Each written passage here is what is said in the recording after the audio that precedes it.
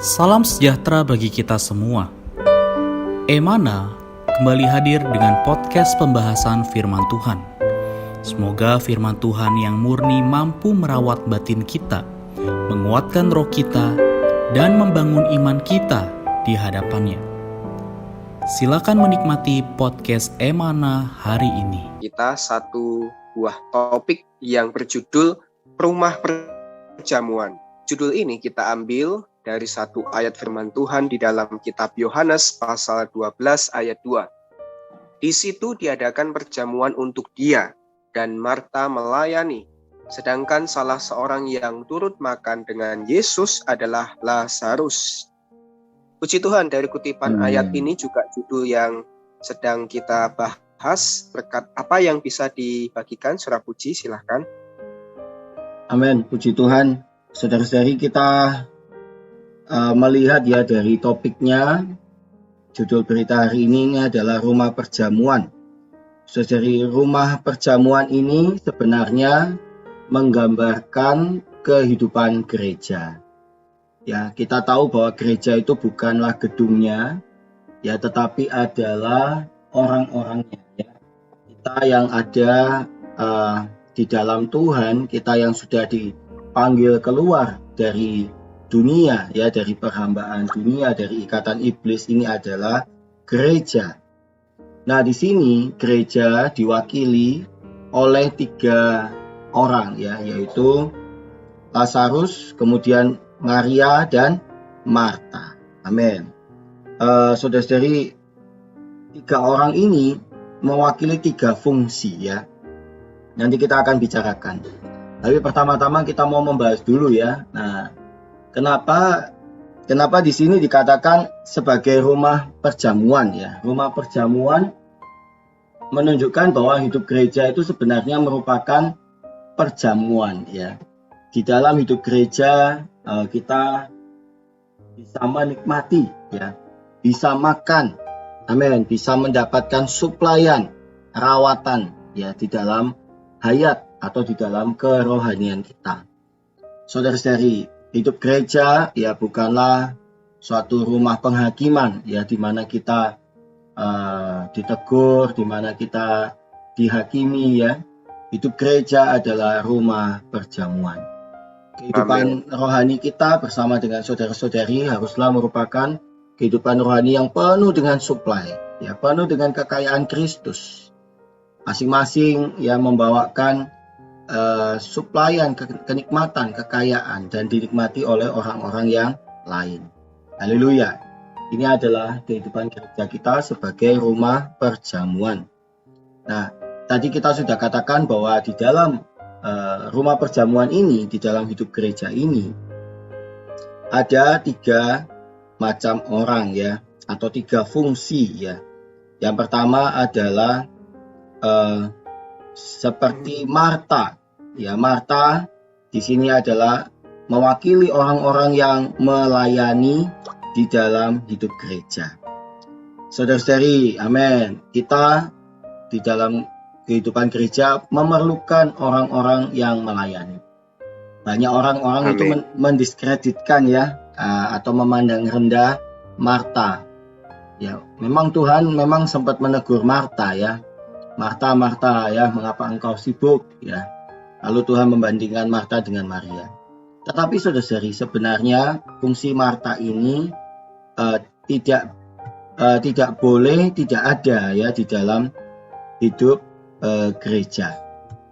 Gereja memerlukan orang-orang yang melayani Tuhan. Kalau tidak ada orang-orang yang melayani urusan-urusan, saudara-saudari, maka akan apa? Maka gereja akan kekurangan banyak hal, ya. Nah, kalau tidak ada yang menyiapkan makanan, ya, kalau tidak ada yang membersihkan tempat bersidang, tempat ibadah, kalau tidak ada yang menyiapkan kursi, ya, dan sebagainya. Nah, pelayanan Marta ini tetap diperlukan. Lalu yang kedua adalah adanya Lazarus, ya. Kita tahu Lazarus ini sebelumnya sudah mati, ya, dan dia dibangkitkan kembali oleh Tuhan. Melalui orang-orang melihat Lazarus, orang-orang ini kemudian percaya kepada Tuhan Yesus. Dari Fungsi yang kedua adalah mempersaksikan ya kuat kuasa kebangkitan Tuhan di dalam kehidupan kita. Saudara-saudari kita di dalam hidup gereja, amin. Tidak hanya satu orang yang bisa bersaksi, ya.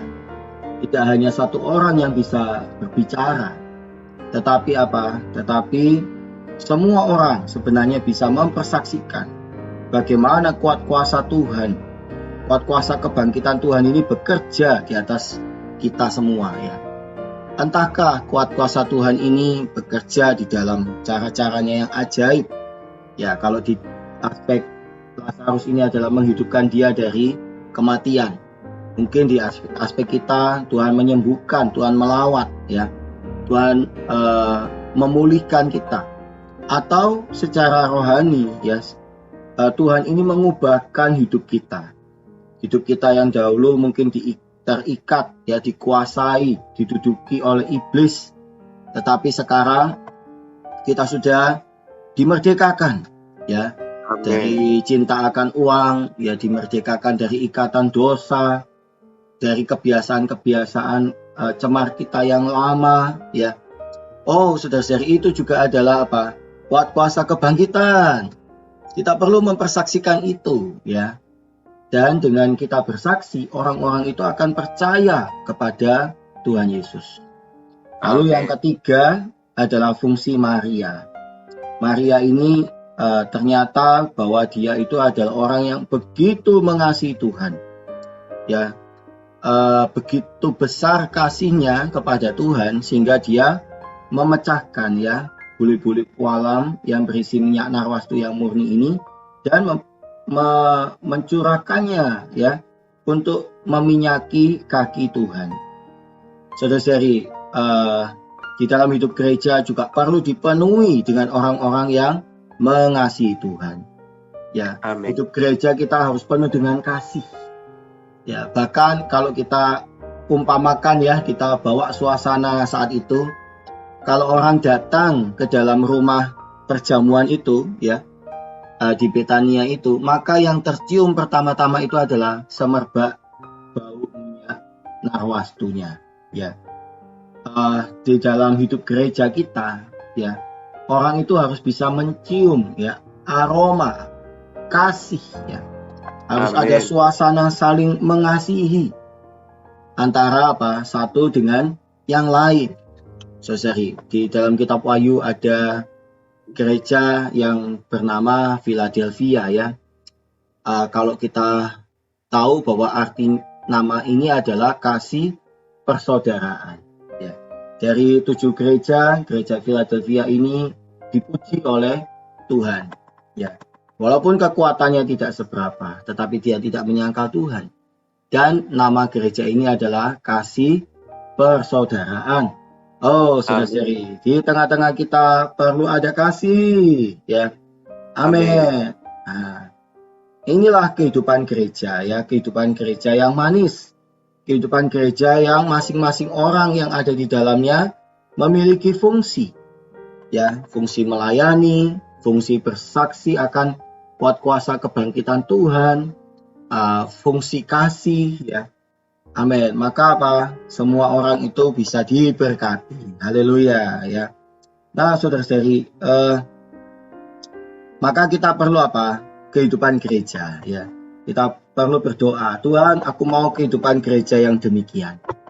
Ya, Tuhan, kalau misalkan kita merasa, ya, di tempat kita belum ada kehidupan gereja seperti ini, kita perlu berdoa kepada Tuhan. Tuhan, buat tempat di mana aku berada, ya, bisa memiliki suasana kehidupan gereja di seperti yang digambarkan di Betania.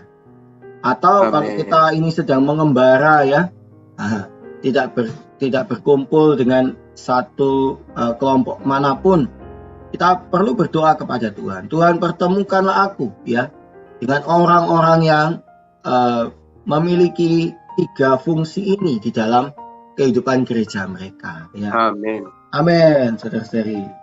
Nah,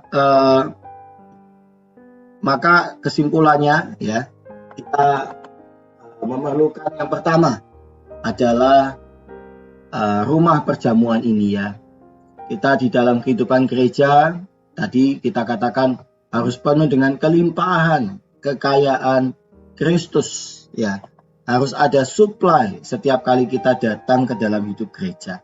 Karena hidup gereja adalah rumah perjamuan. Nah, jangan lupakan hidup gereja juga harus ada Tuhan di dalamnya ya. Harus ada hadirat Tuhan, penyertaan Tuhan. Amin. Lalu setiap orang di dalam hidup gereja itu bisa berfungsi. Nah, puji Tuhan, saudari, saya sampai di sini. Amin. Puji Tuhan, saudara-saudari. Sungguh sangat memberkati apa yang dibagikan secara puji. Kita bisa melihat makna rohani di balik rumah perjamuan yang dibahas kitab Yohanes pasal 12. Itu mengartikan bahwa hari ini hidup gereja itu adalah seperti itu.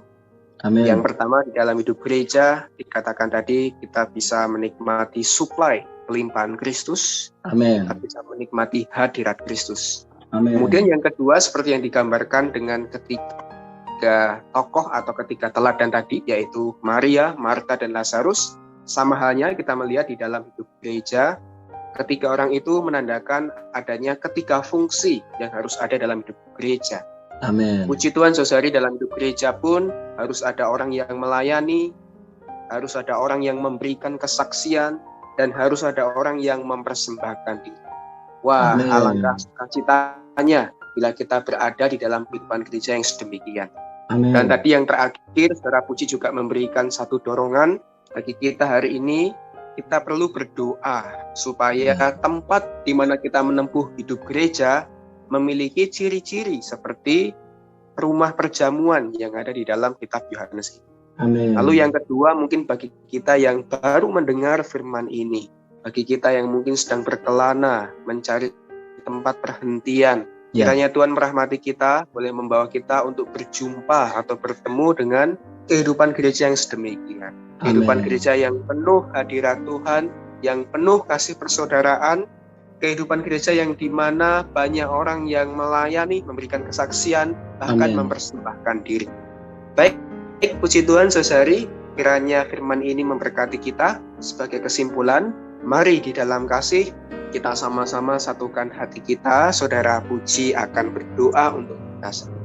Amin. Mari kita berdoa, saudari. Tuhan, amin. Terima kasih Tuhan. Oh, kami perlu ada di dalam hidup gereja. Tuhan, hidup gereja adalah rumah perjamuan. Tuhan, di luar hidup gereja tidak ada supply. Tuhan, tidak ada kepuasan. Hanya di dalam hidup gereja kami bisa mengalami supply. Kami bisa dikenyangkan. Bahkan kami bisa mengalami penyertaan-Mu. Tuhan, bagi kami yang sudah ada di dalam hidup gereja, kami perlu Tuhan berfungsi. Tuhan, kami perlu melayani. Tuhan, Tuhan, kami perlu bersaksi. Tuhan, atas kuat kuasa kebangkitan-Mu yang bekerja dalam kehidupan kami. Kami juga perlu menyatakan kasih. Oh, kasih kami kepadamu, kasih kami kepada saudara-saudari.